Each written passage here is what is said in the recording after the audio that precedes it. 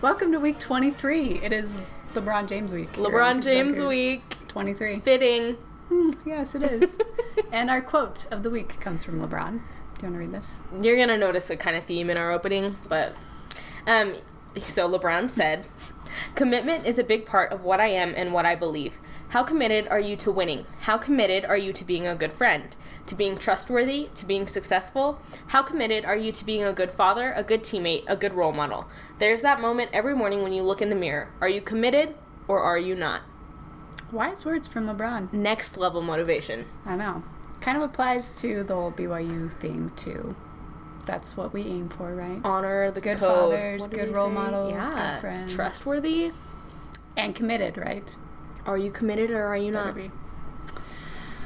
So we also wanted to share, since Sticking the with our Cavs theme. won the NBA Finals on Sunday, this was tweeted out by Koti Samani this week, and he says, it's a picture of LeBron, and it says, "Me if BYU beats Utah in September." The emotion in that pic is 100 emojis. I think some people might cry if we actually beat. It's been so long. I think I'll look pretty similar to that if we win. I mean, it's not that big of a stretch, to be honest. That probably would have been me if we would have actually come back and beat them in the Vegas Bowl. That was me anyway. That game was really emotional. But anyway, that tweet is doing pretty well in BYU Twitter. You've probably seen it, but we just wanted to give it a special shout out because it's hilarious. Good job, guys. So we want to move from that right into our contest winner. So we gave you 2 weeks to send us your BYU football artwork from your kids, and our winner, actually, it wasn't her kids, it was her nieces, but she sent us some really cute artwork that they did. One was from her niece Sammy and one was from her niece Maddie, but Tasha Staby is our winner. So congratulations to her. She does win this beautiful football we signed. will get this to you. Yeah, actually, right there. we need to have Tasha on the show, so you can get it when you come on the show. Oh, hey, excellent. We're holding this hostage. I mean, we'll give it to you anyway, but good job, and thank you for sending that in, and thank you to everyone else who participated. We also tweeted out on Father's Day asking to send in pictures of your dads in BYU gear. Because we know you all have them. A lot of us love BYU because our dads did. I know mine did. I know I have some pictures that I was too embarrassed to share. Maybe another time. I went through a really awkward phase. So anyway, this one comes from Rick the Younger at rise_up Cougars, and he said that was 2 of his 5 boys and him, all wearing that some nice stretch Y gear. Looks like at the UCLA game. Yeah, it does look like the UCLA game. Very nice. Very nice. PJ Morgan. This one's awesome. At PJ Morgan 11 on Twitter, tweeted a picture of him and his dad and his son at the football game. So cute. 3 generations of Cougar fans. That's the stuff we like to see. Yeah, love that. So, and then here's another one from at Larissa Luke 83. And this is her and her dad also at the UCLA game, but both wearing that nice Cougar gear. Gotta love it. So happy Father's Day. We hope everyone had a great Father's Day. And you can keep sending us those pictures even though Father's Day is over. We love to see them. Especially if they're your dad and you in the picture, because we can use those on Raising Him Right, too. You might see them there. Always send them to us. Okay. Time for the talk of the town. We start with some pretty big news. This is some really great news for the basketball team. Right after last week, where we talked about this. I'm not saying that it's because of us, but it probably helped. But I am. Right? Anyway, so LJ Rose committed to the basketball team this last week. He's our grad school transfer from Houston. He has some history with Coach Rose. So. Yeah, there was this really cool tweet from at BYU Swag, and Lyndon Rose and Dave Rose were teammates at Houston's. They were the Phi Slamma Jammas. Mm-hmm. So this is his son, LJ, and I think that connection is probably part of the big reason we were able to get him, like we talked about with Robbie. But we were talking about how a grad transfer is exactly what we need. It's the solution to a lot of our problems.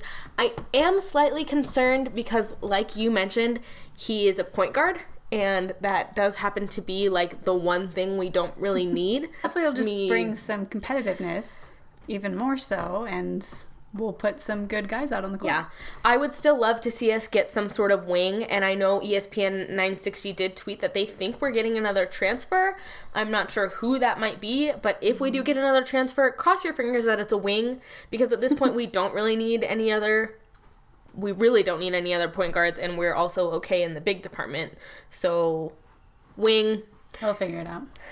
Gonna go get Zach Stelius from Iowa. But Robbie McCombs did tweet out that he thinks that LJ Rose has the best tattoos of any player in BYU history. And he's probably right. Those are pretty impressive. I don't even have anything to say about those. Those are really something else. The question is he going to get a Y tattoo?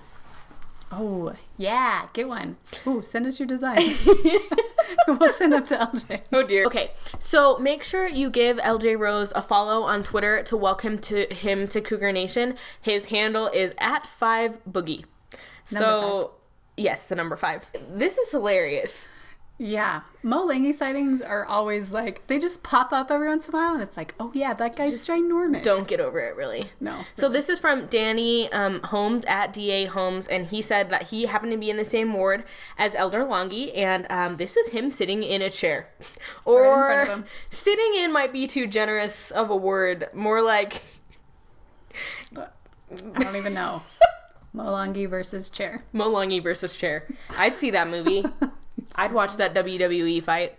Yeah, I'm excited to see Mo Langy versus whoever we're playing on the football field. Yeah. That'll be fun.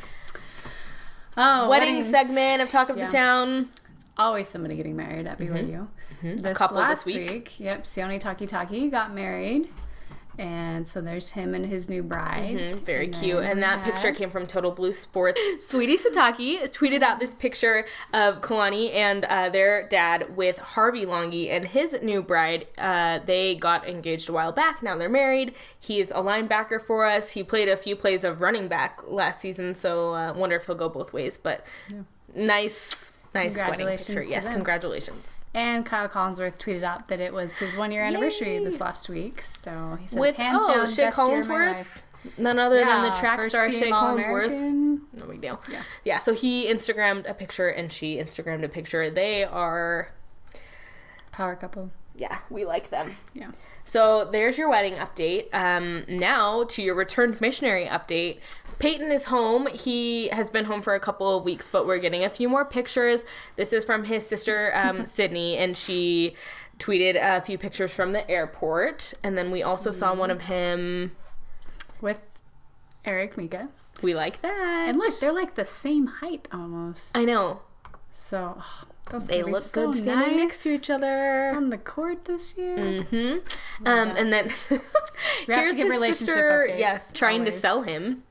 Attention, Utah girls, he's single. We can't take advantage, so someone should. We're letting you know.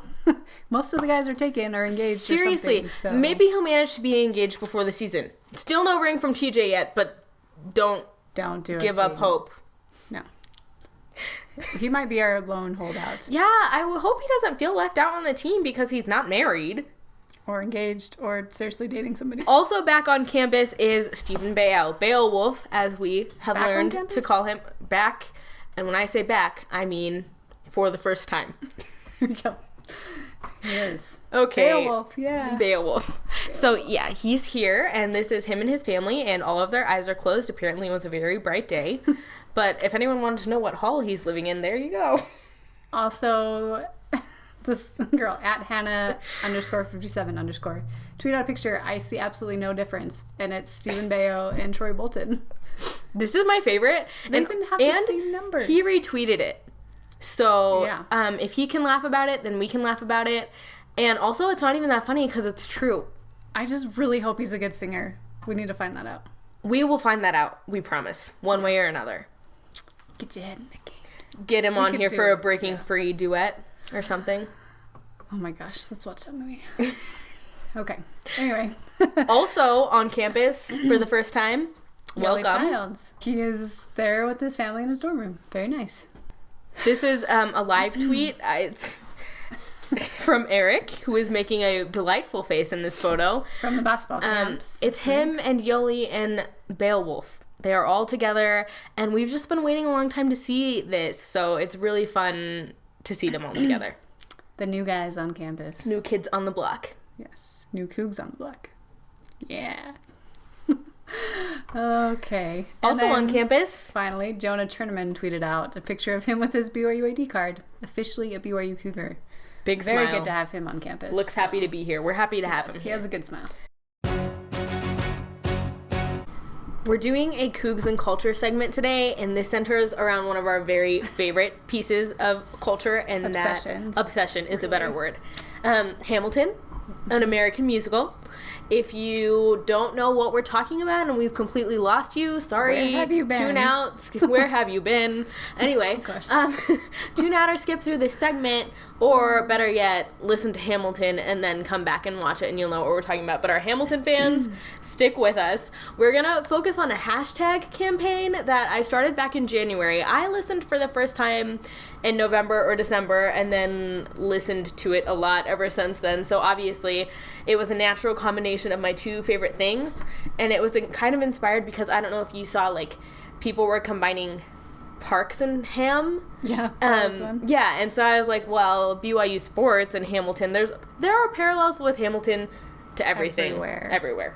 Even if you don't think you would like it, you should try it. Yeah. You probably will like it. It's a hip-hop musical. Not your typical Broadway musical. It's really not. So anyway, we started this hashtag Cougs and Ham and had a lot of fun with it throughout basketball season. We were laughing out loud going through these, and we always want more people to contribute. So we're Especially sharing with this football coming up. and posing a challenge for you to join in on the Cougs and Ham fun. So yeah, we did do it a lot through basketball season just because we haven't done it yet through a football season, but we have a few, and we want you to watch football season with Hamilton in mind and send us your Cougs and Ham tweet.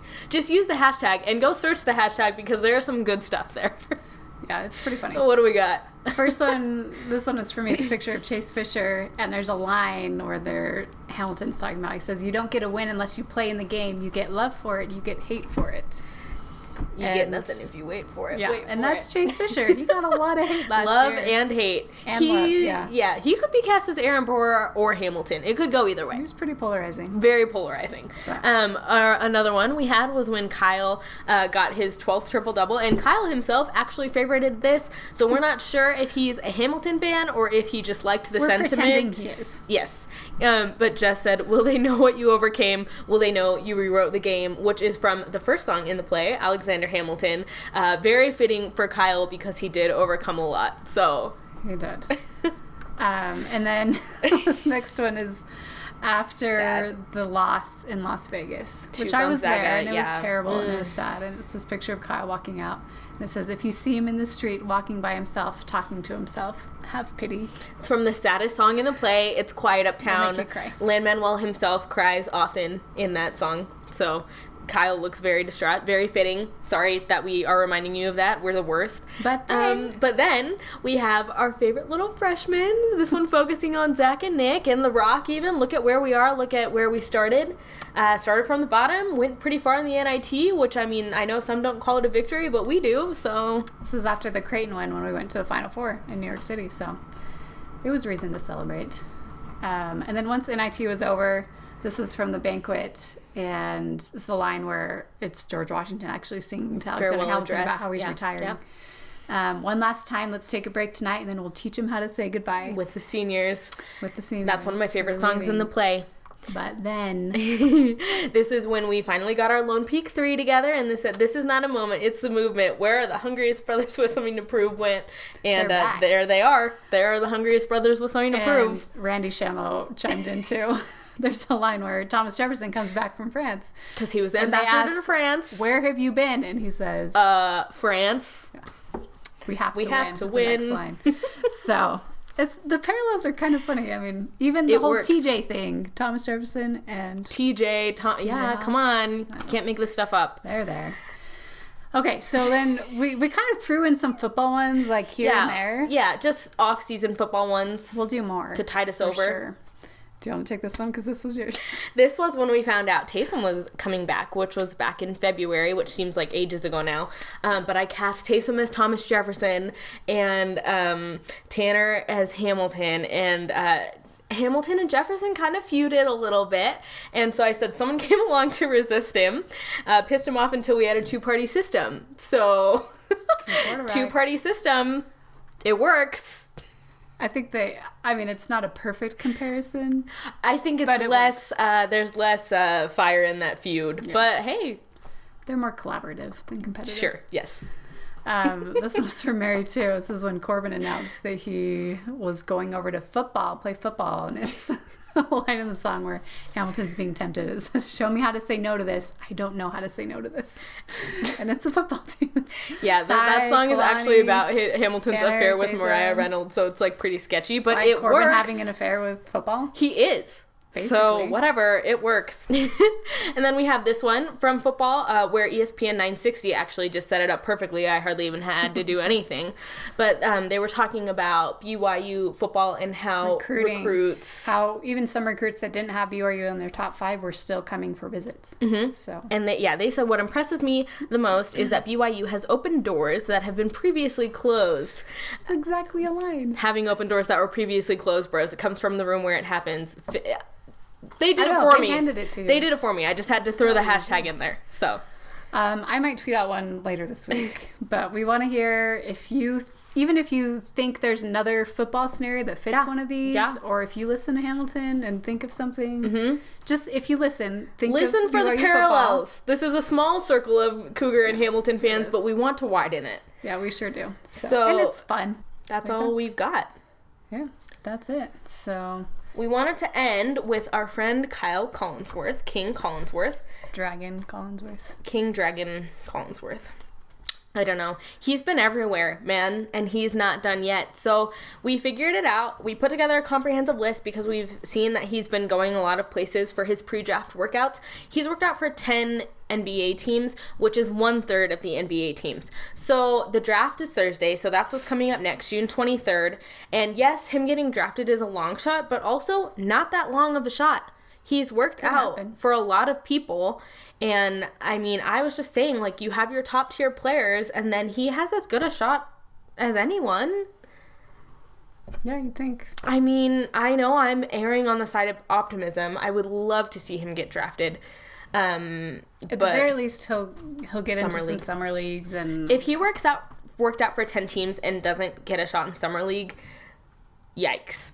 So, who did he work out with? Who's all? New York Knicks, Sacramento Kings, Indiana Pacers, Dallas Mavericks, Milwaukee Bucks, Utah Jazz, Toronto Raptors, New Jersey Nets, Atlanta Hawks, Minnesota Timberwolves, and then he was at the IMG. Brooklyn Nets. Oh, Brooklyn Nets. It's okay. I knew I was going to mess that up too. And then he was at the IMG Academy, which was in Florida, Bradenton. So yes, confusion. He did not go to Florida to work out with either of the NBA teams in Florida. He worked out for scouts at the IMG Academy, which is still really cool. So I'm sure he met a lot of people, made good connections, hopefully impressed some people, and we'll see what happens on Thursday. Good luck to him. So his last workout is today with the Knicks, and then the draft on Thursday. So cross your fingers for Kyle, and we'll be sure to have it all over our Twitter and Facebook if he gets drafted. I hope he does. Whatever happens with him. I'm holding out hope, so you all can be pessimistic if you want.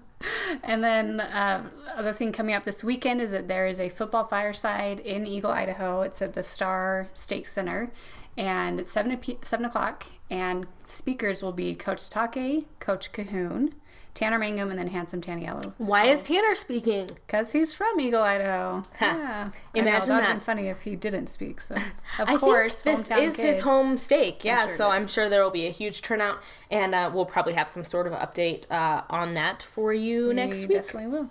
So, the show today was brought to you by Taysom and Babies. We are suckers for Taysom and Babies. We're not even going to be shy about it. No. Never. Also brought to you by DJ Khaled. You loyal. To the white and blue. Yeah. For Jess, I'm Mary. We'll see you next week.